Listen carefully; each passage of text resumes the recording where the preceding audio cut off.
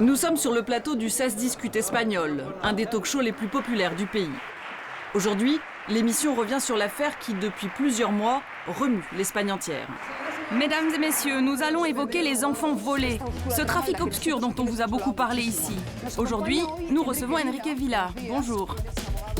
Enrique Vila est avocat. Il est déjà venu plusieurs fois pour dénoncer ce trafic immense. Des enfants volés dans les hôpitaux puis vendus jusque dans les années 90. Les gens m'ont critiqué quand j'ai parlé de 300 000 enfants volés en Espagne. Mais je réalise en fait que ce chiffre-là est un peu faible. 300 000 enfants volés, le chiffre est à peine croyable. Pourtant, la pratique est ancrée dans l'histoire du pays. Un héritage direct de la dictature. Dès les années 40, le régime enlève leurs enfants aux républicains pour les faire élever dans des familles franquistes. 30 000 bébés sont arrachés à leur mère. C'est à ce moment que les réseaux se mettent en place, autour de bonnes sœurs, de médecins. On croyait ces réseaux morts à la fin de la dictature. L'Espagne découvre aujourd'hui qu'ils sont restés actifs pendant 15 ans, sous la démocratie. Seule différence, l'argent a remplacé les idéologies. Spécialisé dans les adoptions illégales, Enrique a reçu des centaines de plaintes et de témoignages. Elles lui ont permis de découvrir un système organisé sur tout le territoire.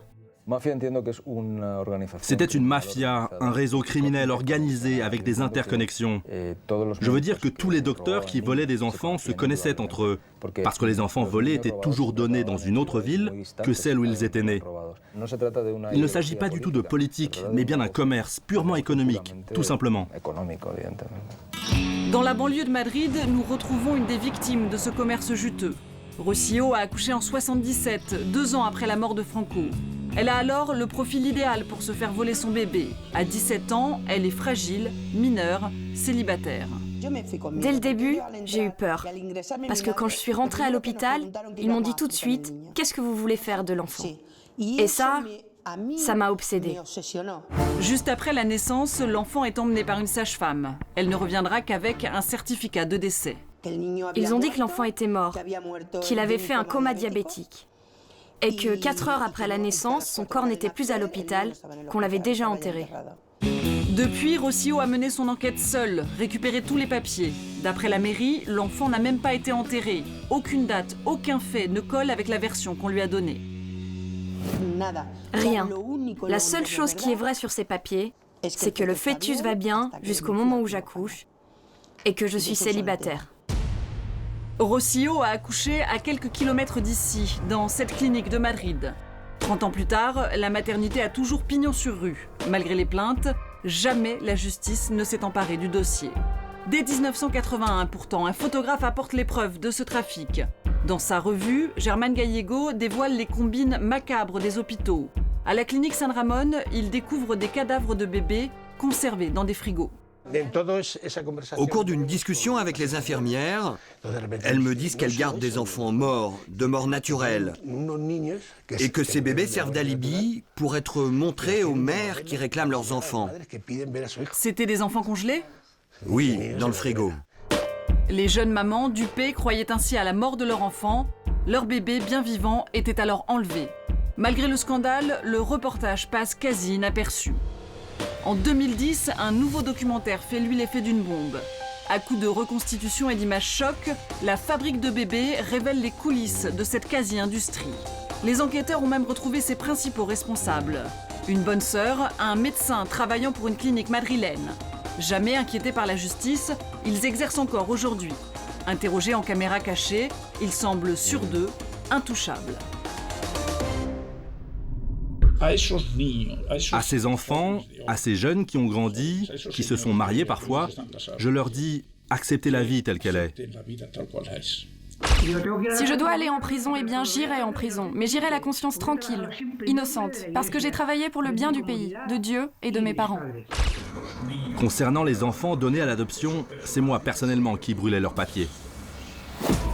Marc Wieting est l'auteur de cette enquête. Il explique cette impunité par le contexte historique. Personne n'a voulu enquêter. C'était des années en Espagne où on ne pouvait pas attaquer un curé, une clinique privée, des médecins. Ils étaient intouchables. Mais c'est après le retour de la démocratie. Oui, mais on est au tout début de la démocratie. Intouchables pendant des années, puis protégés par la prescription. Les faits sont désormais trop anciens pour être jugés. Mais un homme a trouvé la faille pour que la justice soit rendue. Antonio est à la tête d'une association regroupant des centaines d'enfants volés. Lui-même a été acheté pour 200 000 pesetas, le prix d'un appartement. Il n'a appris la vérité qu'à l'âge adulte et a porté plainte sans succès. Cette fois, changement de stratégie, il n'a pas été adopté illégalement mais kidnappé, et juridiquement, ça change tout. Il n'y a plus de prescription dans ce cas. L'enlèvement de mineurs n'est pas prescrit parce qu'il n'y a pas de fin au délit. Moi, je suis un enfant enlevé et je reste encore kidnappé. J'ai l'air en liberté, mais je suis dans un lieu où je ne devrais pas être avec des papiers qui sont faux. Antonio s'apprête à porter sa plainte devant le parquet de Madrid. 260 membres de son association l'ont rejoint dans cette première action collective contre le trafic de bébés. Depuis que l'affaire s'est médiatisée, les forums se multiplient sur Internet. Avis de recherche en pagaille, des mères en quête d'un enfant qu'elles croyaient mort, des adoptés cherchant leurs parents biologiques. C'est aussi dans cet espoir de retrouver leurs proches que les victimes se sont donné rendez-vous à Madrid, le jour où Antonio vient déposer les plaintes.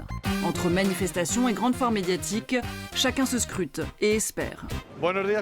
Bonjour à tous. C'est un jour très important pour ce combat. Il y a ici des familles qui cherchent les leurs, des mères qui cherchent leurs enfants, des frères qui se cherchent, des enfants en quête de leur véritable famille. La présence de dizaines de caméras est un exutoire. Après des années de silence, les enfants volés peuvent enfin raconter leur histoire. Ils ont appelé ma mère adoptive pour qu'elle se rende à la clinique San Ramón. C'est à Madrid. Ils lui ont dit qu'ils avaient un cadeau pour elle. Et ce cadeau, c'était moi. À l'hôpital, ils ont dit à mes parents que c'était une petite fille et qu'elle était morte. Quand on a ouvert le cercueil, 20 ans plus tard, les tests ADN ont montré qu'il s'agissait d'un garçon et qu'il n'était pas de notre famille. Pour Antonio, le président de l'association, le grand moment est arrivé. Enrique, l'avocat, l'a rejoint avec toutes les plaintes. Il y en a 261 et c'est que le début. Un moment fort pour les deux hommes, l'aboutissement de plusieurs années de combat. On ne m'a jamais autant photographié de ma vie. C'est incroyable. La plainte est déposée devant le procureur de Madrid, qui dira s'il ouvre son enquête d'ici environ un mois. En attendant, le combat médiatique, lui, est gagné.